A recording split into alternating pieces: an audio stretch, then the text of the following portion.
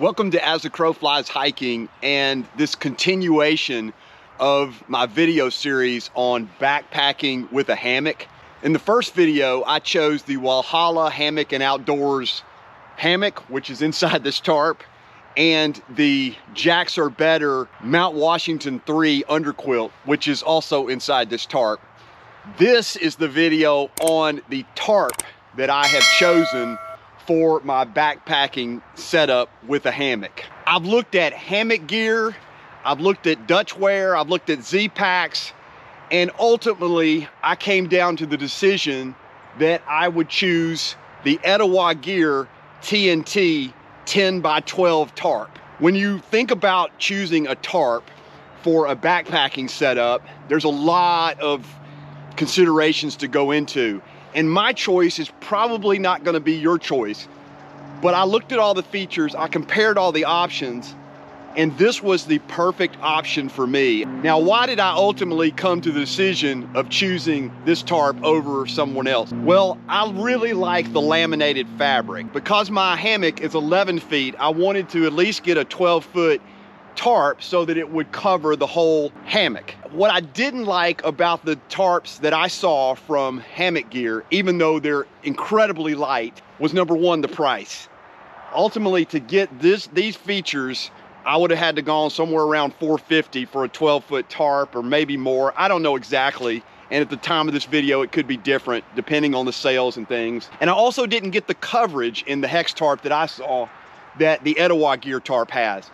This has essentially a 10-foot coverage horizontally, so I get 5 feet of coverage on either side. So I can get this thing pretty low and almost to the ground if I wanted to, and still have a lot of room under it. So the hex tarp would cut down to here across the tarp on the Dyneema tarp that I was looking at from Hammock Gear and from Dutchware. Those are incredible tarps.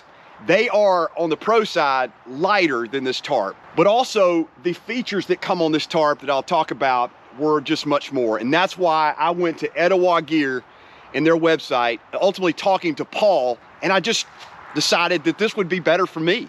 This is a TNT tarp. It's a different type of fabric. It is a next generation of the Dyneema fabric.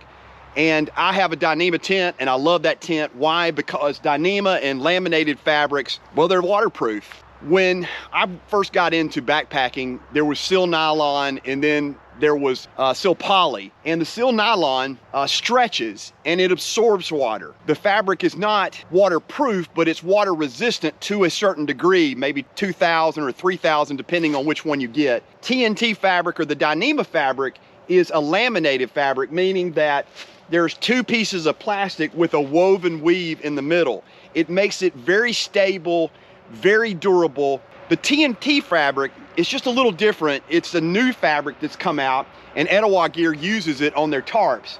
The TNT fabric has, instead of Dyneema woven through, it is a grid TNT fabric. It's a PET 0.25 woven inside here. I'm not an expert on this, but I do know, looking at it, it's different than Dyneema because it's woven in a square or grid form, almost like a diamond shape in the middle.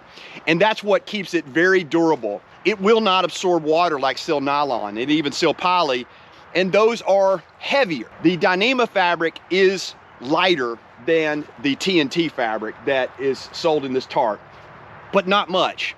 And certainly not almost double the price of the TNT fabric. Now let's talk about some of the features. As I said, this is a 10x12.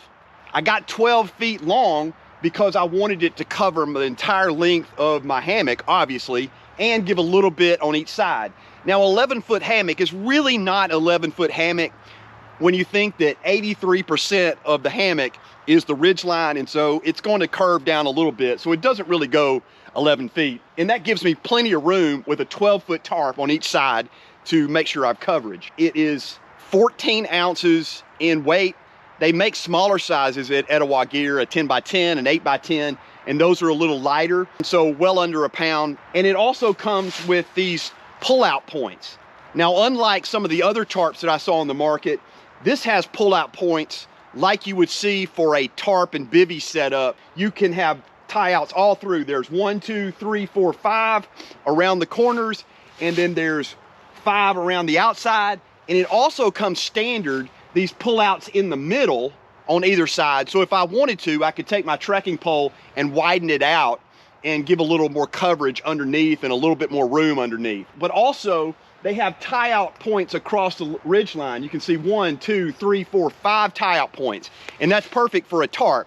If I wanted to do a continuous ridge line across, I could simply put the ridge line across these all the way across the top, and that would keep it very taut and be perfect for a ridge line. The pull-out points and tie-out points are done with an ultra fabric. It's an ultra 100, and then it has webbing fabric that make the loops, and so that makes it very strong and durable around this with the double fabric here that is woven, and it's very well done. The quality that Paul does at Etowah Gear on the tie-out points make it extremely durable at the tension points where a lot of the torque is going to be done to make taut around the tarp.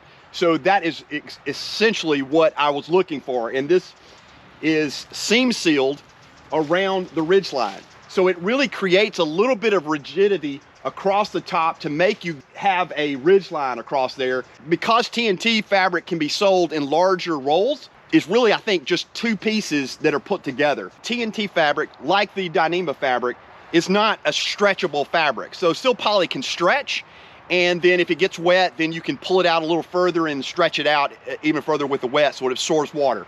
But this really doesn't stretch because it doesn't absorb water. It simply can be shaked off and all the water comes off of it. So it's very quick dry, and that, in fact, it's misting right now, and I can just pull it across and the water just sheds off really quickly. So once you put it in your pack, you don't have to carry it all day like a still poly tarp or still nylon tarp that it's super wet. Because it's a rectangle tarp, I can take the tie-out points, because he has so many across, I can move my tie-out point from the end to the second one and make doors out of this tarp.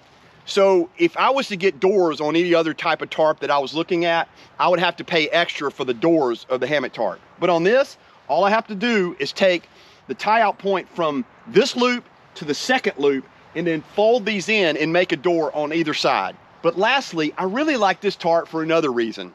I like to do a tarp and bivvy setup every once in a while. And with this particular tarp, I can do that. All I have to do is simply take my hammock and leave it at home and set this up just as I have now, or with trekking poles, and I can use this for a tarp and bivvy setup with my bivvy on the ground. And I can use it in all sorts of configurations and do a kind of an origami setup. That is why I chose the TNT Tarp 10 by 12 by Etowah Gear. Check out Etowah Gear. They've got a great website. They're from my home state, Alabama, and Paul does an incredible job. They actually had this on sale at Christmas, so I was able to purchase it for a less price, and I just really impressed with the quality of the tarp. Thank you guys for watching this episode of As the Crow Flies Hiking and my tarp setup for backpacking with a hammock. Now, the last video, which will be next in the series, is the hardware and accessories that I have for the tarp, and I hope you will stay tuned for that upcoming video. Appreciate you guys again for watching, and I will see you on the next adventure.